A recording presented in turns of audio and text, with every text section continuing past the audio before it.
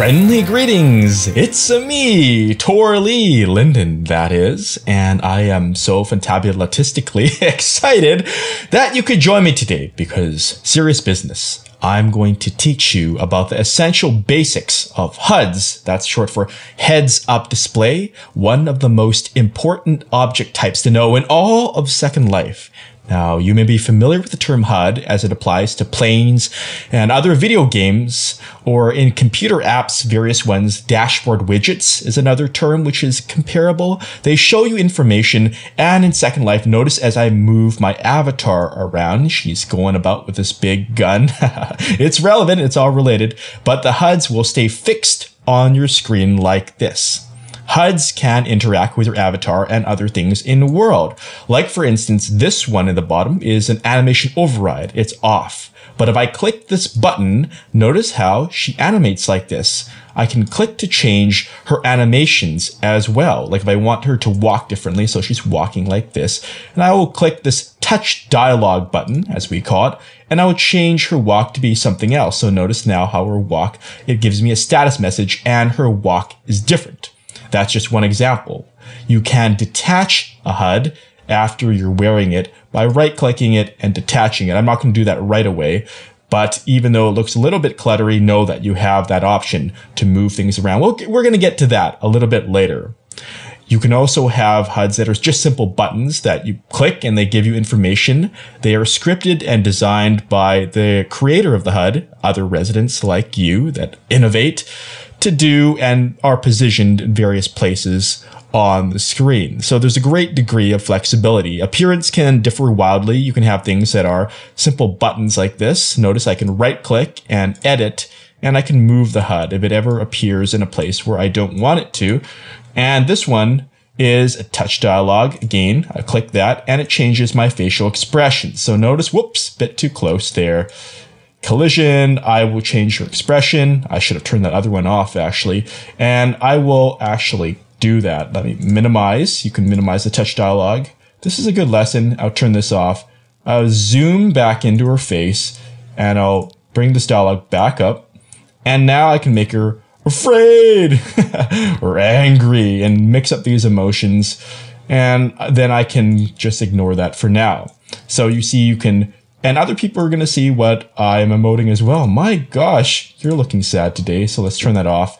Right click, and I will now detach this one. Show that. Let's detach this one too.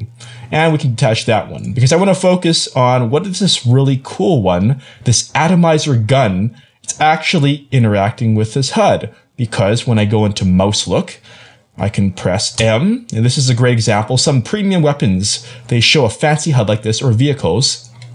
And as I start firing, notice the ammo gauge goes down. This may be something familiar to you from other kinds of computer games. And now I can't fire anymore because it's out of ammo. It's controlled by that. Also notice that if I zoom in, I can change the color of the gun. This will control the tint just by dragging on the wheel. Pretty neat. Like that. And scale will control by, or scale is right here. You can click and drag to shrink the gun. Let me move it there, make it a tiny blaster or a ginormous one. So you have different options like that depending on the HUD. Like I said, there's a great degree of flexibility. I'm gonna turn it off, so we'll hide the gun, show it again. Cool niftiness just like that. HUDs can also imbue your avatar with superpowers of a sort. Notice as I struggle to really fly upwards. I'm 4,000 meters in the sky, and I can't get further than that, try as I might. However, I have the Misty Tool HUD, which I was wearing before, but during the cut section I detach it, and I'm going to right click and wear it. This is how you wear every HUD that is out there. It appears as an object, but often in the name it will say HUD, so you know that's what it does. Otherwise, read the manual. So the Misty Tool HUD, among many other features, it's a great utility. You wear it, and now when it is worn, it gives me the ability to fly up to infinity and beyond, as our good friend Buzz Lightyear might say. And of course, if I hide the sidebar, it's right there. And it has other things if I click, and there's the touch dialog. Do note that you may be wondering, this is a marvelous question if you were already thinking of this, how did I get multiple HUDs on the screen? Because if you wear one, or detach in this case, but if I'm going to wear one, wouldn't it replace another? Well, do note this, that every HUD is designed with a specific attachment point on your screen. If you want to override that at any time, you can do so by right-clicking, as I just did, then go to Attach to HUD, and you'll notice you have 8 possibilities. Despite the names, don't worry, it's not going to be a fixed position, because as I quickly showed you earlier, you can override any one of them on its actual display. So even if it's top right, then I'm just going to slide this. And even if it's way up here, I can right click and edit, and I can still move it, say, to the bottom left towards that direction if that's what I want. And you can do that for each HUD, meaning you can keep wearing and have up to 8 on screen at once. All right, so now that you know how to equip or wear HUDs, which is totally awesome, where do you get HUDs? And you can do that in World. There's plenty of places.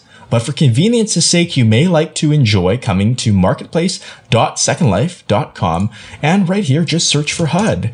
And you can narrow it down to specific ones. Oh, there's the Misty tool. And you can increase, I always do this, items per page, stay at 96, and I just browse. And you can also look through the subcategories if you want more. Ooh, some risque ones.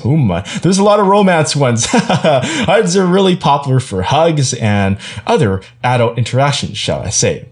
Also, for more help, because HUDs do have subtleties, I've prepared this help page with the help of several beloved, really clever residents. Come to wiki.secondlife.com and simply search, if you're not already here, for HUD to get exactly to this page.